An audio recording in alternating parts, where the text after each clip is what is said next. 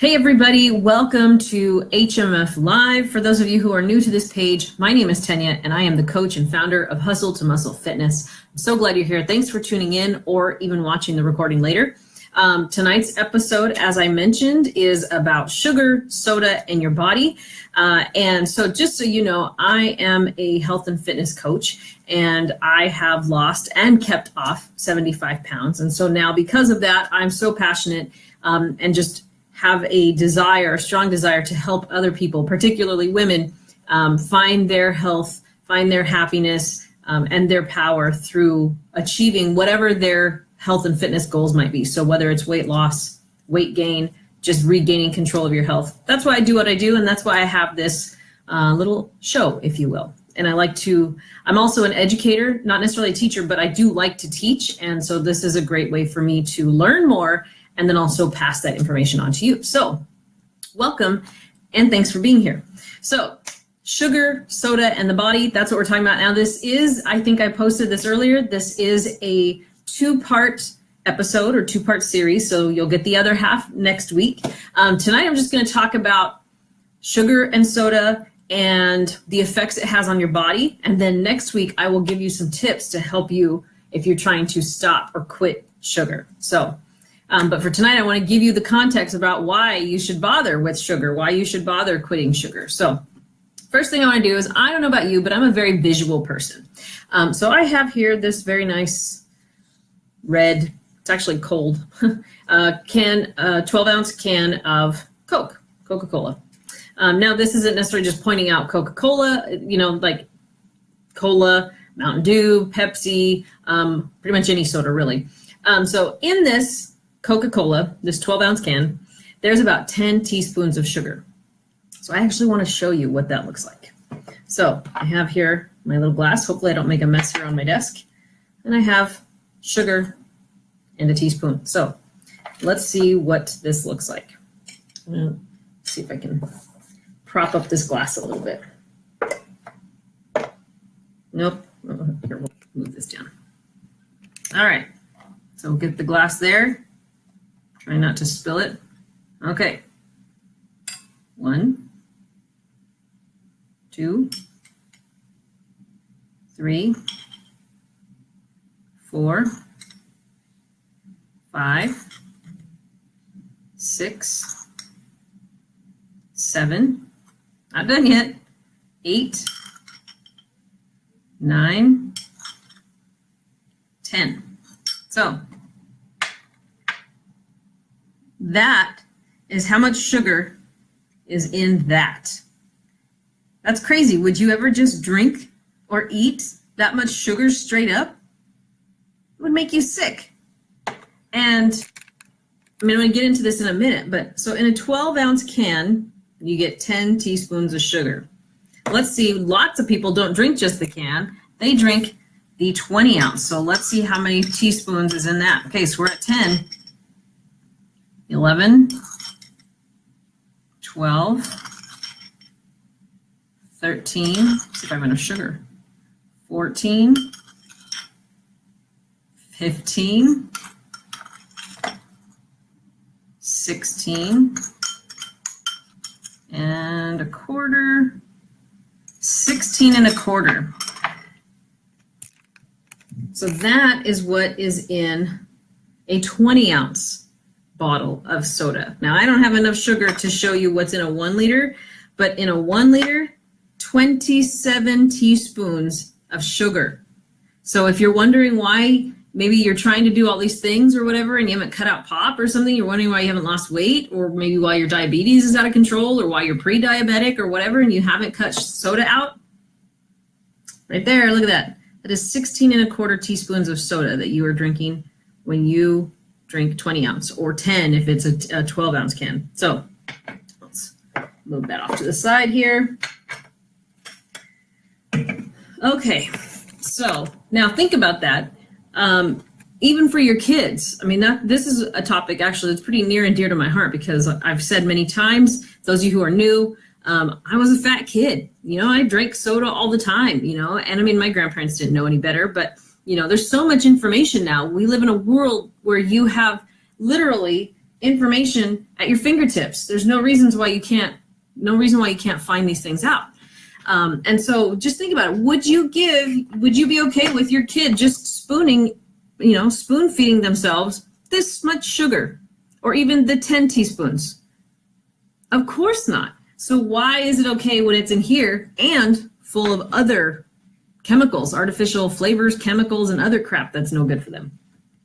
Now, I know I'm getting soapboxy and maybe even sounding a little bit of judgmental, but again, I'm so passionate about this because I dealt with basically childhood obesity, and then that kind of followed me into adulthood, and I know how it feels to feel ugly, or to feel like you're uglier than all the rest of the kids, or whatever. I know what that feels like, so that's why I kind of get on my soapbox about it. So one of the reasons why you can drink this much soda, that much sugar, I should say, one of the reasons you can drink that much sugar and not get sick is because there is phosphoric acid in this Coke can. And phosphoric acid basically cuts down like the taste, the overwhelming amount of sweetness, so that you don't like instantly barf up the soda because there's so much sugar in there. So you're having phosphoric acid, and I'm going to talk a little bit later about what that's doing to your body. But here's something that you may not know.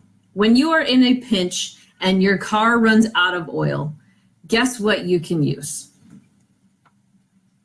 No freaking joke. You can use this as motor oil in your car if you're in a pinch until you can get to the point where you can like do an oil change or get oil or whatever.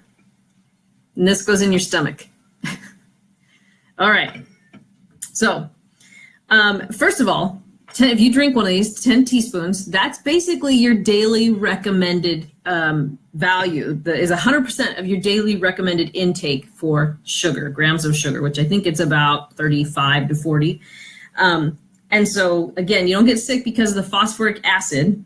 So I want to go through like a 60-minute period. What happens in your body after you have drank or finished, like that can of soda or that bottle of soda?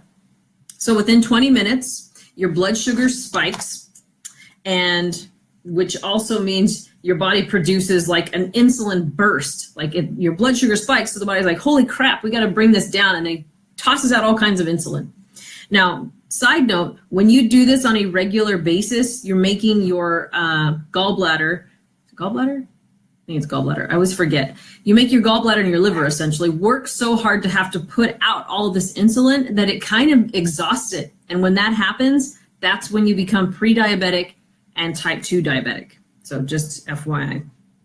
So, but this makes the liver grab, whatever sugar it can grab, it will instantly take all of that sugar and turn it into fat in the body, because it can process fat better than it can process sugar. But that's another reason why with that much sugar, even though this only has 140 calories and it says 0 fat, it's got 39 grams of sugar, so you're thinking, well, people stop reading after the calories. Oh, 140 calories, that's not bad. But you're taking that 39 grams of sugar, the 10 teaspoons, and your liver is grabbing as much of it as it can and turning it into fat. So that's why soda still causes weight gain. Okay, so in 40 minutes, your caffeine from the soda has been fully absorbed by the body. Your pupils will dilate and your blood pressure will rise. You might feel your heartbeat a little faster. So then your liver goes and dumps more sugar into the bloodstream because it's basically trying to get rid of it somehow. And then your, I'm going to say this, see if I can say this right. Your adenosine receptors, these are the receptors that cause you to be drowsy, come nighttime. It starts to kind of shut everything down. But those get blocked because of the caffeine. So then there goes sleepiness. And so if you drink caffeine late at night, and then you find you have trouble sleeping all the time, that's why your body doesn't have the ability to do its natural process of sort of shutting you down, winding you down, and having those receptors work properly. Okay, so that's 40 minutes. About 45 minutes, your dopamine, and this is why a lot of people drink soda or eat a lot of sugar, your dopamine, it spikes, your dopamine goes up. Or it increases. So this is actually stimulating the pleasure centers of your brain. It lights up parts of your brain that makes you feel good, that makes you want to do the stuff that makes you feel good, which FYI, that's the exact same reaction that heroin has on the brain. It lights up, it produces dopamine, lights up the brain in those same pleasure centers of the brain. So that's why they say a lot of times like sugar and the reaction in the brain to sugar and the reaction in the brain to heroin look very similar because they light up a lot of the same parts of the brain. Okay, so 60 minutes. This is where a lot of stuff happens that you're probably not even aware of. Okay, so 60 minutes, that phosphoric acid that I had talked about, it binds to the calcium, the magnesium, and the zinc that's located in your body, in your lower intestine, so it's in your gut. And while it may momentarily kind of further or, increase your metabolism, basically what it does is it also takes the high doses of sugar, and it also increases the amount of calcium and all the other stuff, the magnesium and the zinc and stuff that's binded to that phosphoric acid, and you excrete it through the urine, like through kidneys. So basically all of these good things get binded or they get bound to the phosphoric acid, and then you pee them out. Now, one thing I will say is when this calcium and stuff is going through your kidneys, guess what? You guys that have been following me for a long time know that about 1.5 years, 2 years ago, Gary and I went through ongoing bouts of kidney stones with him, and he drank a lot of these like rock stars and this same kind of stuff. And so, but this calcium buildup, this calcium that can pass through your kidneys, some of it will not pass through. It'll get built up in your kidneys, and you would be at risk for kidney stones. So just FYI, that's about the only thing that maybe rivals childbirth, from what I've been told by men and women. Okay, anyway, so you're taking all this stuff and you're peeing it out. Now, caffeine is also a diuretic, which means you'll have to pee. And so all the calcium, the magnesium, the zinc, all that was headed to your bones, even sodium, electrolytes, and even the water that was headed to your bones, you just peed it out. Total waste. Your body did not get any nutrients that it had in its lower intestine. Instead of being able to absorb it into the body and use it the way it's supposed to, that acid basically sucked it out like a vacuum and threw it out. So basically, as the party in your body sort of dies down, that's when you're going to feel the sugar crash. And so this sugar crash, I mean, you probably all know what that feels like. You tend to be irritable, you tend to be sluggish. That's when you feel tired, like you're zapped of energy. Probably cranky, like I said, and your body has kind of spent the last hour or so, taking all the stuff that it had potentially good in it and turning it into waste and holding on to the stuff that actually is waste. So like all that excess sugar, your body, your liver just held on to it and turned it into fat, so excess body fat. So that's why I really want you to be aware of, even if I'm not saying like, do you want like really what I want to do is I want to educate and inform. I'm not saying that I don't ever drink soda. It is rare. It is very rare that I will drink soda. And when I do, like, it may be a sip. And honestly, like, I have Coke so rarely. It's usually in a rum and Coke. So that when I do drink Coke by itself, it tastes funny, first of all. Second of all, I don't drink alcohol very often either, but it's because the more I learn about these things, the more I don't want them in my body. And it's not worth it, honestly. Like, in moderation, of course, like I'm saying, if you want to have soda every once in a while, that's fine. But you need to get off the point of being like where you're drinking like 3 big gulps a day, or, you go through a 6-pack or a 12-pack of soda every day. Like, and there are people out there like that. You're doing so much damage to your body. And the reason that I kind of preach at this so hard is because it's my life's passion, mission, to help as many people as I can live a happy and productive life. And, happiness, I truly believe, starts with your health. And there's an old saying, you've all probably heard it, that if you don't have your health, you don't have anything. And even when you have nothing else, at least you have your health. There's a reason why people say that, because you could be the richest person in the world, but if you feel like shit, then what does that money matter? You know, but you may not have any money, but you could be healthy as a horse, as they say, and you'll be able to manage. You'll be able to get by the hardships. Even if it's tough, you'll still be able to get by. So that's why it's so important for us to take care of ourselves. And especially if we are parents, grandparents, guardians, anything like that, you know, it's up to us to show our kids, to be the example of what it means to lead a healthy life.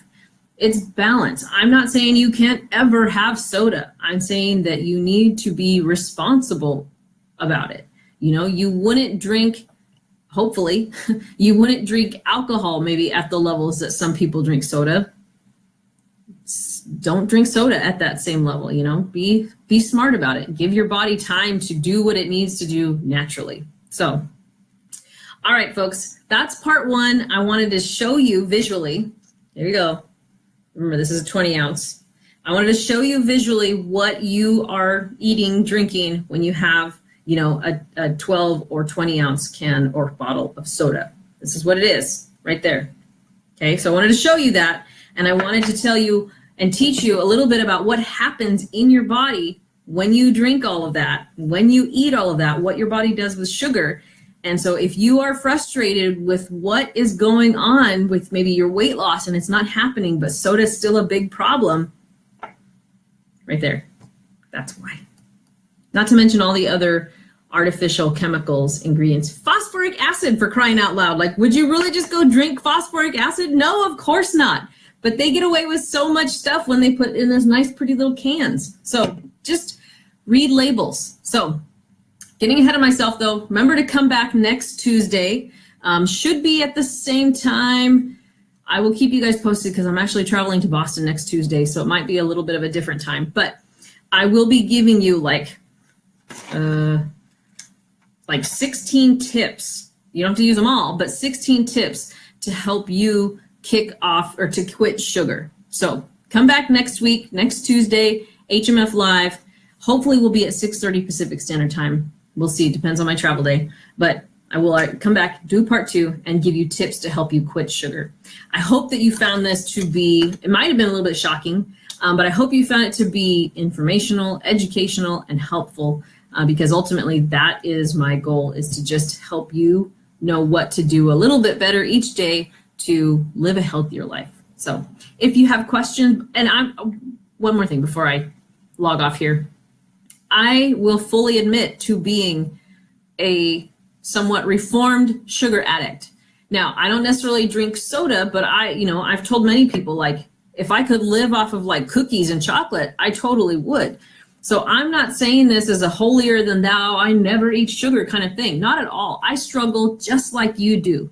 But I always want to educate myself and teach myself, and hopefully teach you in the process, so that way I'm more informed about what goes in my body, what I don't want to put in my body. And knowing more information, knowing is half the battle, but knowing more information also helps me to remember why I want to step away from the cookie or step away from the candy or whatever that is.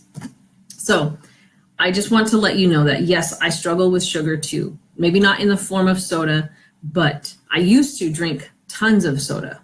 So that's why it's such a passionate topic for me. So anyways, I hope you found this useful. And if you need help or accountability with doing something like getting off of sugar, please, please, please don't hesitate to reach out. Send me a message. Believe me, I know the struggle. It was not easy to lose that 75 pounds, and sugar was a big part of that. So, all right, guys, you're awesome. Thanks for watching, whether it's live, whether it's recording. Have a great day. Go out, be healthy, and I'll talk to you soon.